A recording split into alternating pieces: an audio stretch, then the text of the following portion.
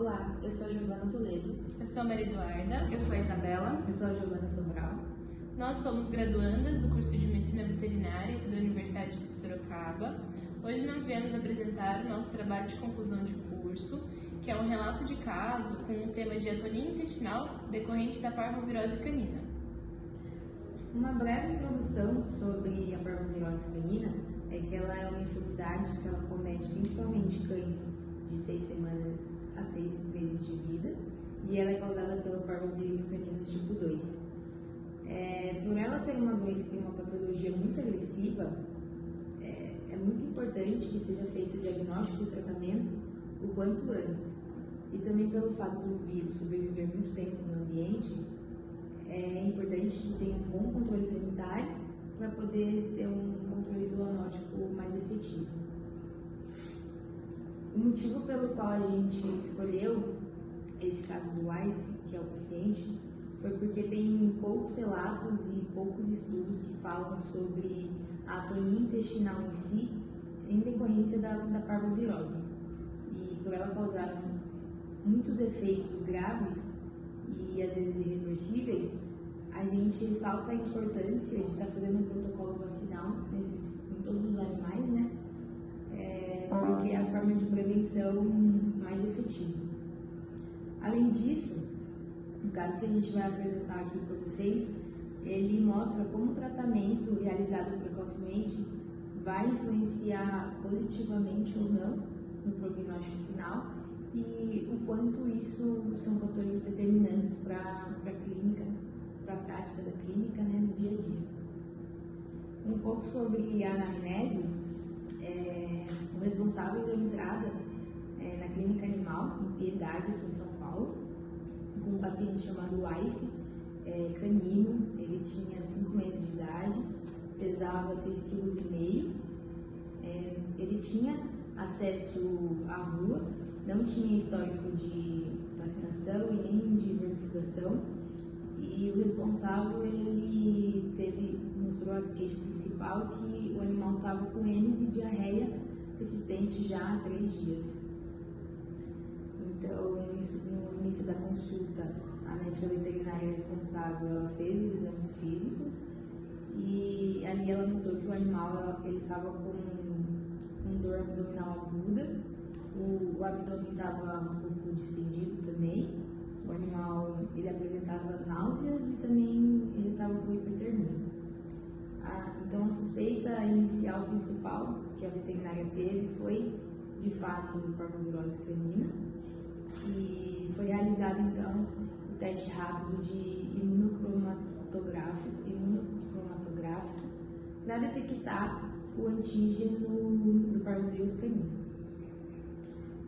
O teste ele deu positivo, foi detectado os antígenos virais nas fezes do animal, e ele foi internado ali mesmo no dia 8 de 1 de 2025, e nesse mesmo dia eles realizaram um ultrassom abdominal.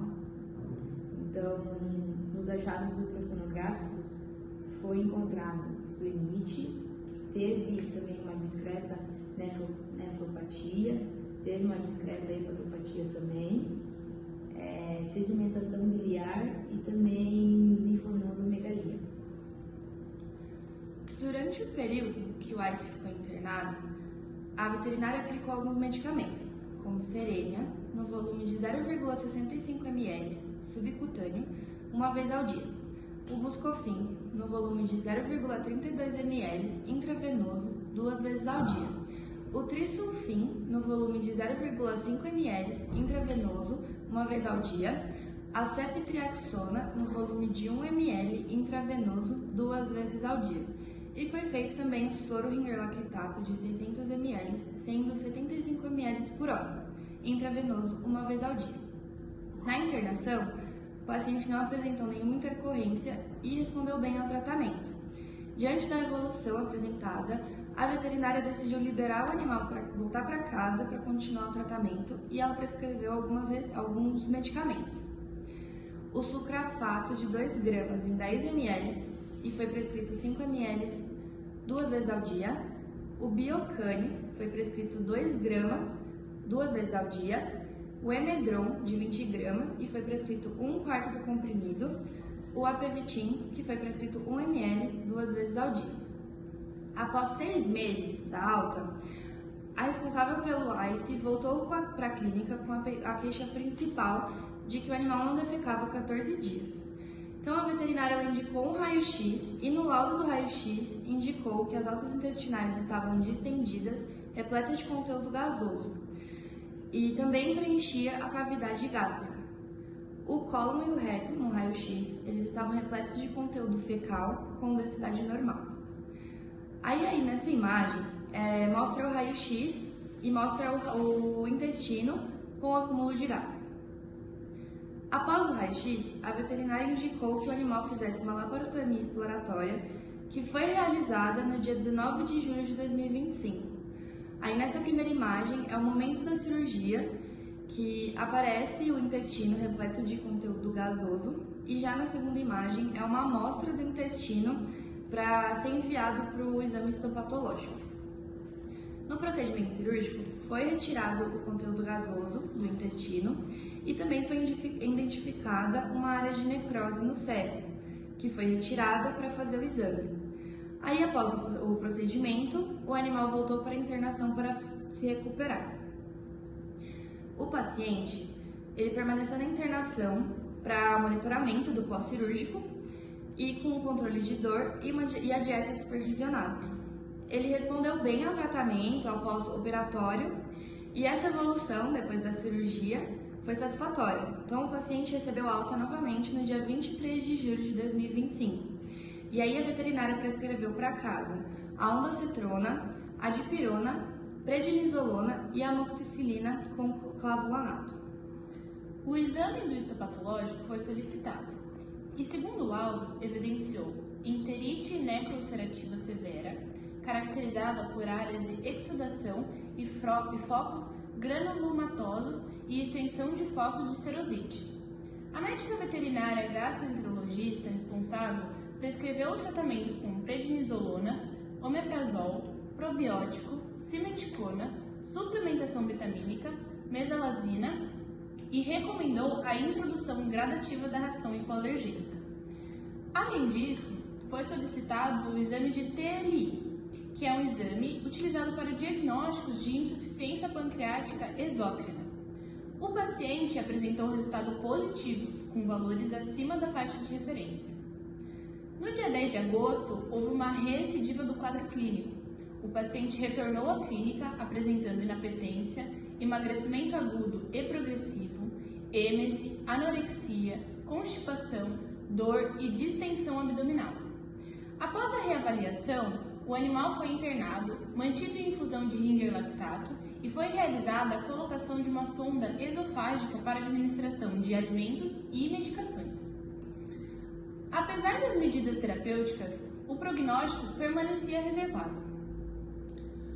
A médica veterinária responsável optou por refazer o exame ultrassonográfico, que indicou nefropatia, hematopoiese extramedular, hemoparasitose ou esplenite, além de dilatação compatível com um ilho paralítico.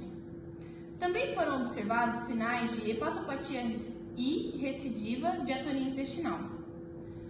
O estado clínico do paciente não era compatível com a realização de uma nova laparotomia, devido à êmese intensa de conteúdo intestinal, dor abdominal acentuada e apatia.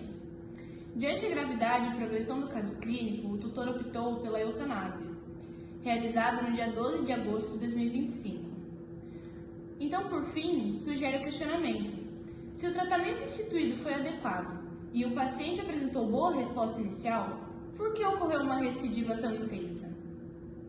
Bom, nos resultados de discussão do nosso trabalho, a gente pode concluir que a atonia intestinal ela pode ser descrita como uma complicação grave da parvovirose, mesmo que ela seja um pouco relatada. Pode ser justificado pelo parvovírus causar destruição das criptas intestinais e alteração da microbiota, o que resulta em desbiose, inflamação e perda da integridade da mucosa intestinal. Todos esses processos favorecem a necrose tecidual e o comprometimento da motilidade, predispondo à atonia. Distúrbios eletrolíticos decorrentes de vômito e diarreia, como a hipocalcemia, reduzem a estabilidade da musculatura lisa e também agravam a atonia. Em relação à insuficiência pancreática exócrina, detectada posteriormente no animal, pode ser justificada devido a danos à mucosa e inflamação exacerbada que prejudicam a digestão e a absorção, que predispõem à insuficiência. Em relação à laparotomia exploratória, ela foi de extrema importância para identificar e retirar o acúmulo de líquido e conteúdo gasoso presente nas alças intestinais. Também foi realizada a secção da porção do seco que apresentava necrose tecidual e essa porção, em exame histopatológico, confirmou grave lesão intestinal com enterite necrocerativa e serosite. Essa intensa resposta inflamatória pode comprometer os plexos entéricos, prejudicando a motilidade e favorecendo recidivas mesmo após a intervenção cirúrgica. E a recidiva da atonia após a cirurgia pode ser relacionada à manutenção da inflamação, à desbiose e a um possível comprometimento neuromuscular intestinal. A inflamação sistêmica também pode ser intensificada pela liberação de endotoxinas e translocação bacteriana, que são favorecidas pela desbiose.